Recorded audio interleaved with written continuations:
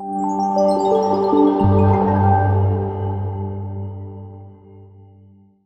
everybody. I'm here to talk about maps. I'm David Coleman from Extreme Networks from the Office of the CTO. If you haven't linked up with me on LinkedIn yet, please do so, and please follow me on Twitter.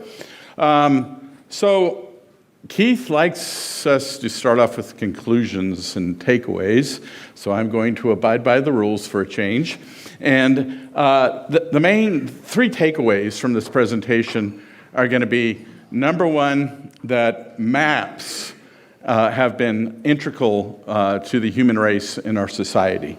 And all from the beginning of the caveman days to where we're at today with modern applications, using maps to navigate our way through life has been very, very important.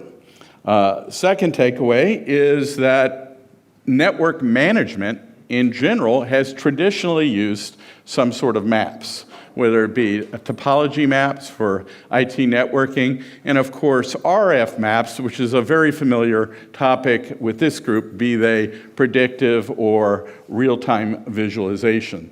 And the final takeaway will be at the end of the presentation is that something I've been saying for a long, long time, and not just me, others, is in terms of visualization on maps and in dashboards, vendors get it completely wrong. What we've been doing for years is visualizing things from the perspective of the radio in an access point, and what we should be doing instead is visualizing things from the perspective of the user and the client device. So let's dig into this, but first a little bit of history.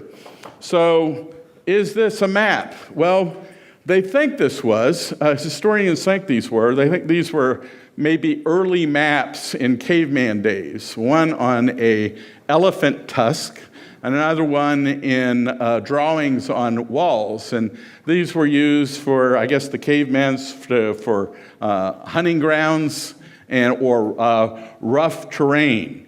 The actual first verified map in history goes all the way back to 1116 BC. It was an Egyptian map by the Nile River of about a 15 square kilometer area, and it was to guide people to quarry sites and for mining a lot of the rock, I guess for building the pyramids. And it was on papyrus, okay? The first known world maps of the entire world came out of Mesopotamia, and it was called the Babylonian map of the world in the 6th century. And it was carved in limestone and clay tablets, and it was their view of the world at that time. And it also was the first maps that had text on it too, in the form of cuneiform. Now, this was probably one of the biggest leaps in terms of mapping, and that was the age of discovery. So if you remember your history, if you took world history in high school, you learned about the age of discovery between the 15th and 17th century, where mainly from Europe, Portugal, France, Spain, England, Italy, started moving out across the world, particularly in establishing new trade routes in the Indies, as well as the colonization of the Americas. So this was very, very important time because that's when they had to map out all these maritime navigation charts, as well as when they discovered these new worlds, establishing maps for the new trade routes and also the geographical physical maps of the new places that they eventually colonized. This was really big boost of the art of cartography, and also led to a lot of the globalization of our world. So this is David Coleman in 1972. Okay, I was 12 years old, and yeah, I know some of you weren't even born yet in 1972, so shut up. But I was 12 years old. I was in the Boy Scouts, and this is when I first started using maps. And I started using maps for hikes that we went on, and also learned how to use a compass, and also had to learn how to navigate using the North Star and other constellations. Okay, fast forward to 1984. This is David Coleman 40 years ago when he was 24 years old, okay? And I didn't have GPS, and none of us did. We didn't have Google Maps. We had to rely on a physical map. I was in a different industry then, but I used to do traveling around the United States in an automobile, and I would have to pull into a gas station and get a Rand McNally map, paper map, so I can find my way around that particular state, okay? Now, a Rand McNally paper map is an example of a physical map. And physical maps are like a lot of us in society are used to using because it's all about spatial coordinates and think of geography. And so mountains, rivers, roadways, buildings, and the spatial coordination between them. And so another example of a prime example, of a physical map in terms of geography and objects and spatial coordinates would be the old Rand McNally maps that old guys like myself used to use. Now, there's also logical maps. So logical maps really aren't necessarily about objects and spatial coordinates. It's more about relationships. So think about this mind map, for example, or think about flow charts or org charts for your organizations. Those are all examples of logical maps. Now, where are we today in terms of modern applications and mapping? You know, it's really hard to find modern software applications, be they on a mobile app or a cloud-based app, that don't use some sort of map, be it logical or physical. Very often in a lot of management platforms, the landing page is a map. But just think of some of the things that we're using today. Think about Google Maps or Apple Maps. I use Google Maps every day. I'll never forget the first time somebody demoed Uber to me when it was only in San Francisco, and they pulled out their phone and a car pulled up, and it freaked me out. But now it's amazing how we take these technologies for granted, and they all rely on maps. Now, we have been using maps in network management platforms for many years. Most of you have. And a prime example is topology maps for your network.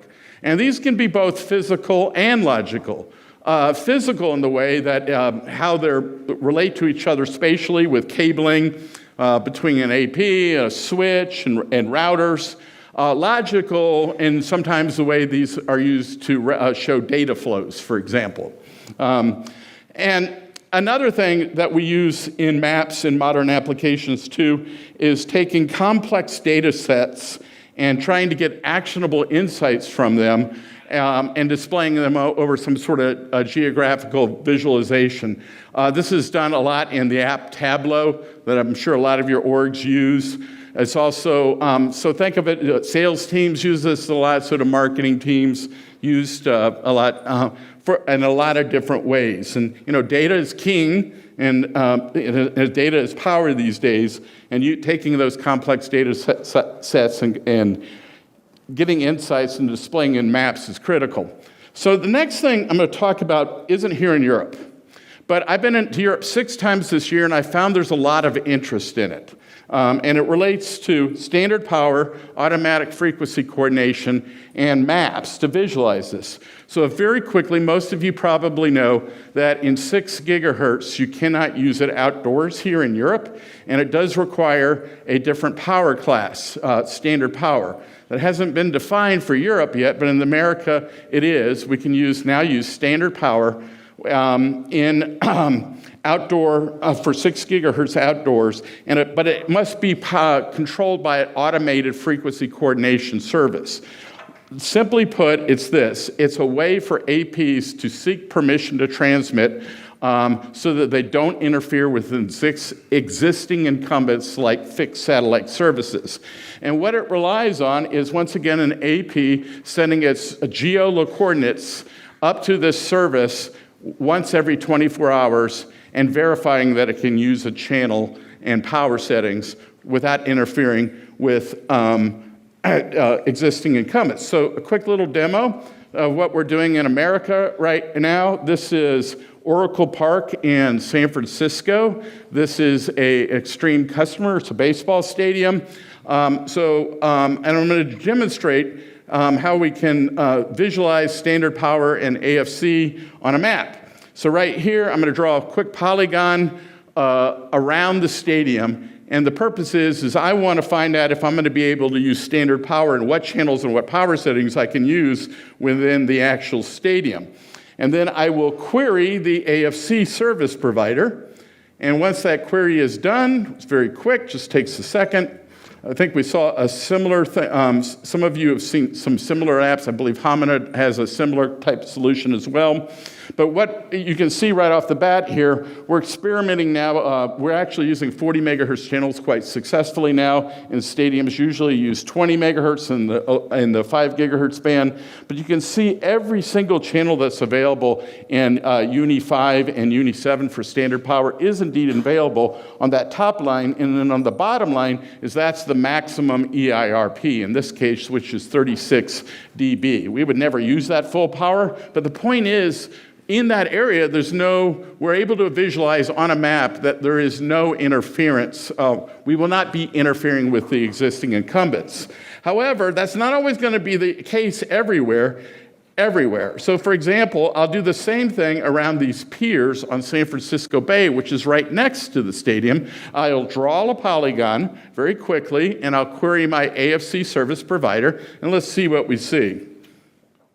And boom, we can see where we can place a lot of APs, but you'll notice the channels that are available, you'll notice that the power settings, the maximum EIRP in a lot of cases is very, very low. In some cases, that would not be usable to provide the needed coverage in those areas. So what's happening is either AT&T or Verizon or somebody else is an incumbent that has a fixed satellite service over there, and we will have to adjust our channel and power capabilities so that we do not interfere with them. Now, once again, I know you don't have this in Europe yet, but I want to back up what Dobius was saying earlier. We need spectrum harmonization. A lot of us have been talking this for a while. We need more 6 gigahertz spectrum in Europe, and we also eventually need standard power as well. So I would encourage you to contact him if you have use cases. We all lobby these regulatory bodies. If you want to contact me as well, please do if you have use cases for outdoors for 6 gigahertz or you want more spectrum. I cannot emphasize how critical that is for the industry in general. Now, speaking of visualizing AFC and standard power, what about, will we ever have, believe it or not, there are use cases for standard power indoors. But there's challenges to that because not all APs have GPS receivers in them, and very often indoors it's hard to get a GPS signal, even if it does have a GPS radio in it. So we're using, most vendors, including Extreme, are using a combination of technologies to solve the problem.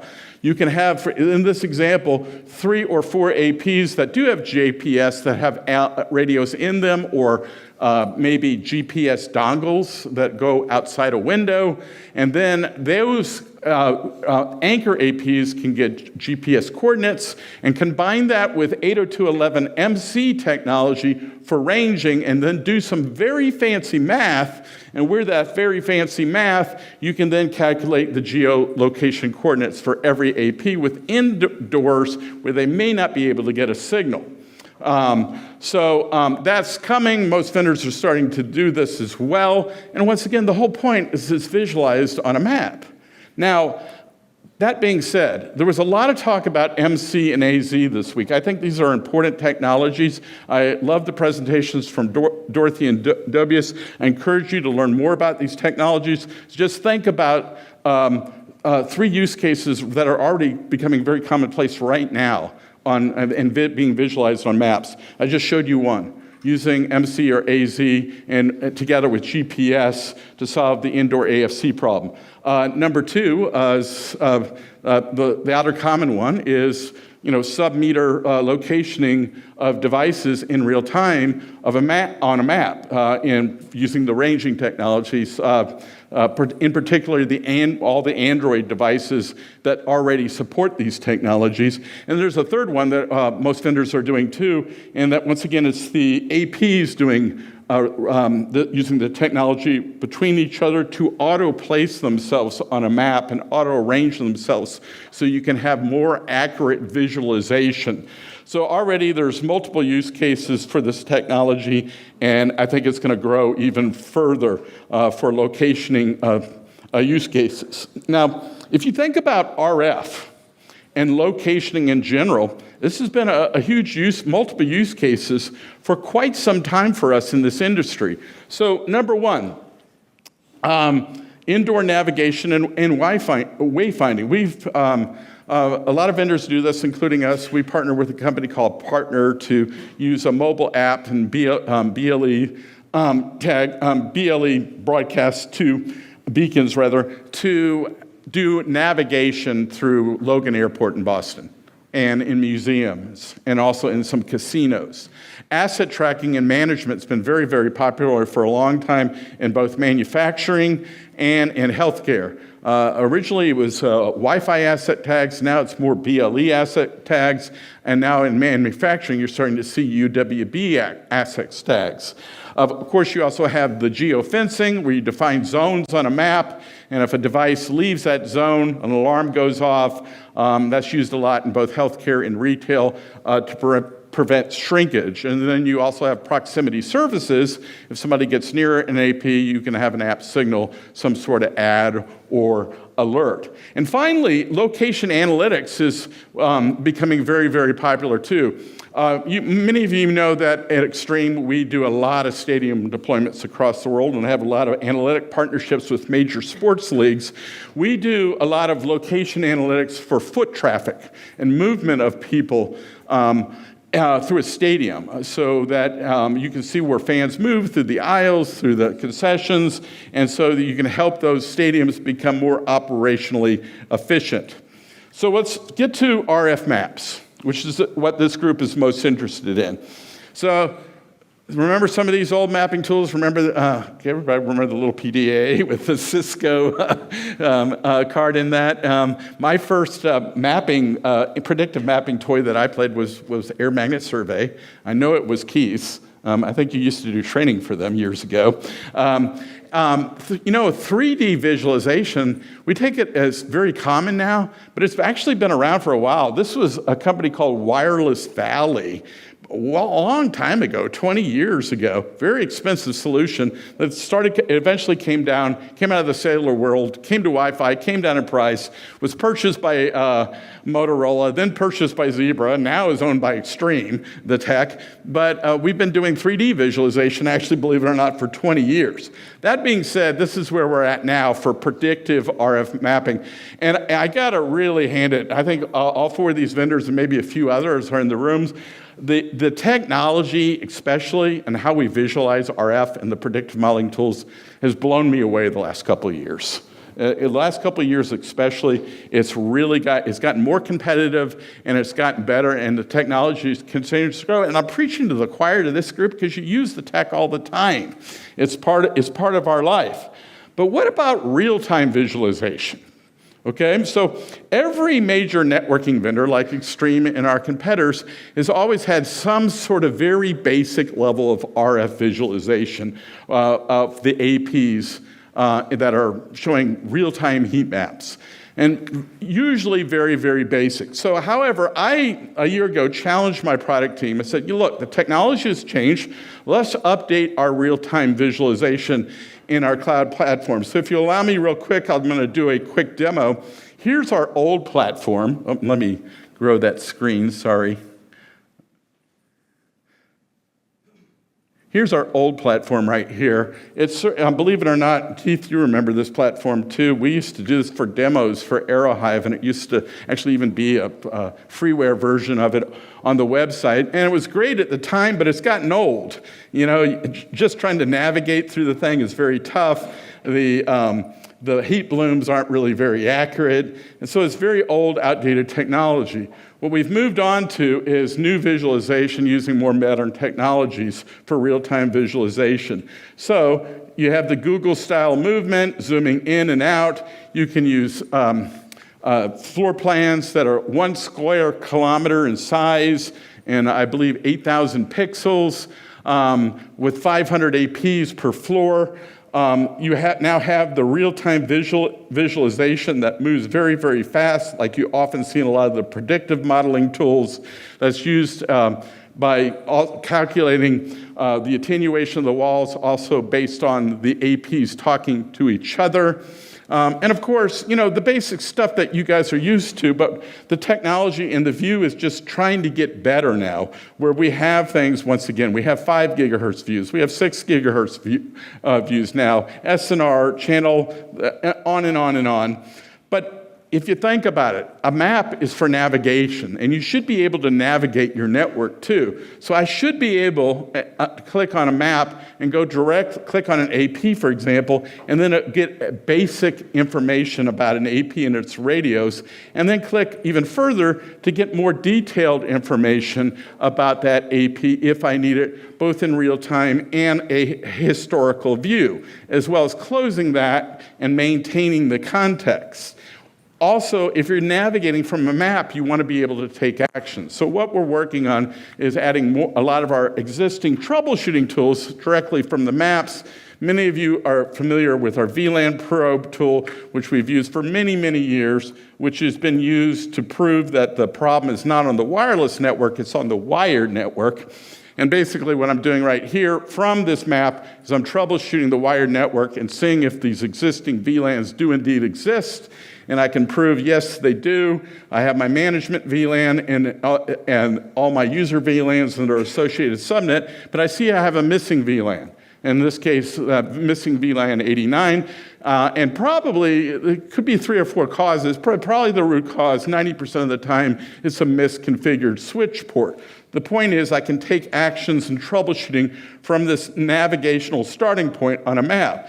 And the same thing holds true of clients as well. Let's see if I can see this real quick. I can see active clients in real time as well, not just for locationing, but also for analytics. So I can click on a 360 view of the client and a historical view of that client from the map. Additionally, one thing I'm very excited now is mobility is key to Wi-Fi and being able to visualize roaming.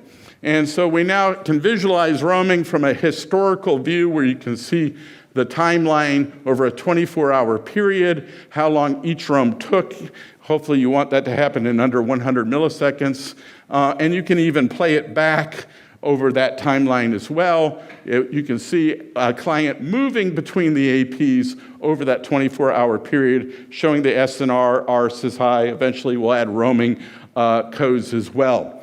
Now, as I mentioned, this is all about real-time visualization.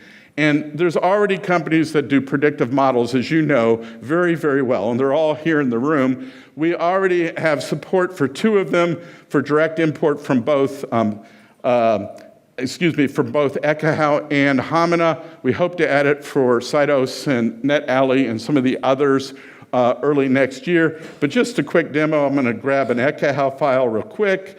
And I'll find it from my desktop real quick. I'll grab this Ekahau file right here, bingity boom. And that was a design that I did earlier. I will choose my site and my building, take the floor that I designed, and boom, and I'll import it. And now I have it. Close it, and now I have a new floor. And then there's the Ekahau design with the walls and the AP placement, but why am I seeing RF already? Well, if you tie the serial numbers into either Ekahau or Hamina, and the AP serial numbers have already been provisioned in the cloud, the RF will immediately start displaying. If you have not provisioned the serial numbers in the cloud, but they've been tied to the Ekahau or Hamina design, you can actually trigger the onboarding process when you also upload your predictive models. So we're very excited about it. This is just the start. Starting in 1 of next year, we're adding 3D visibility for real-time as well, and also multi-floor visibility. And there's a lot more coming, including that we view maps as so important for network management. We're going to start supporting some open source formats. So I don't know if anybody's familiar with the Apple indoor mapping format, data format. It's now open source used a lot in mobility apps and applications for mobile phones and devices. The whole point of supporting this in our map platforms is so we can start getting non-extreme devices on the maps. We're also looking at BIM that's used for building and construction a lot. And I was talking to Jake last night too about maybe possibly supporting open intent as well. So I'm actually ahead of time here, surprisingly, but this is actually pretty important. So what's wrong with this picture? This picture is showing what you see on most maps, whether when you talk about real time, and that is you're showing the map, the coverage from the perspective of the radios and the access points, okay? And it's not just maps, by the way, it's other dashboards as well. Everything's from the perspective of the radios and the access point. And it is my contention that we should be doing it 180 degrees the other way. I would much rather be looking at dashboards and maps from the perspective of the client. At the end, so think about your end users. Do you think they care about what the AP sees? They care about what their client device sees, okay? The QoE is probably the most important metric in this industry, quality of experience. And we need to do better jobs of visualizing quality of experience in network management platforms. So Extreme, and at least one of our other competitors is now, we recently announced that we're working with Intel to get direct analytics from Intel client devices that we can consume in our cloud and run through AI engines and to hopefully build better troubleshooting tools, better monitoring and better visibility from the perspective of the client devices. Now, we also have a similar agreement with Zebra, that we're already doing this as well. But the whole point is to provide that perspective. So what we want to do, and this is what we're going to do, is imagine clicking on a map, a real-time map, and clicking on a client, not just for locationing purposes, but clicking on the map, instead of seeing the coverage of the AP, seeing the coverage from that client's perspective. Imagine clicking on that client, be it an Intel client, a Zebra client, or something else, and seeing what that client thinks its next hop roaming neighbors are, okay? This is valuable analytics and valuable insights because everything's from once again, from the perspective of the client. Now, this isn't as easy as you think it is because it requires getting data from the clients. Now, there's lots of ways of doing that. Very often it requires partnerships with the client vendors. You can get data from their APIs. There might be ways to get data directly from the OS APIs as well. It also, you can use a software agent. Not everybody likes software agents. That's another way is how that data is delivered and transported. It might go directly from the client up, transported to your cloud, the network management cloud, or it could be some sort of cloud-to-cloud transfer of data. Or, another thing is, 802.11k, everybody hopefully by now is familiar with 802.11k. Go read the standards sometimes and look at all the client metrics that are optional that we don't use. So if a vendor could work with client vendors, such as say an Intel, of getting a lot of those 802.11k metrics for clients, you can feed that information and you're going to have better performing networks, better visualization, and maps will be a part of that. So with that, I'd like to leave you with this one final thought. And this is a stat that I've been quoting now for about a year because I think it really proves the importance of Wi-Fi Now we're in the 25th anniversary of Wi-Fi, which is it's hard to believe that this year is the 25th anniversary of Wi-Fi and the 10th anniversary of WLPC. But if you think about it, most enterprise networks, 75% of all ingress data, its first ingress point is an access point. So think about what that means for the future.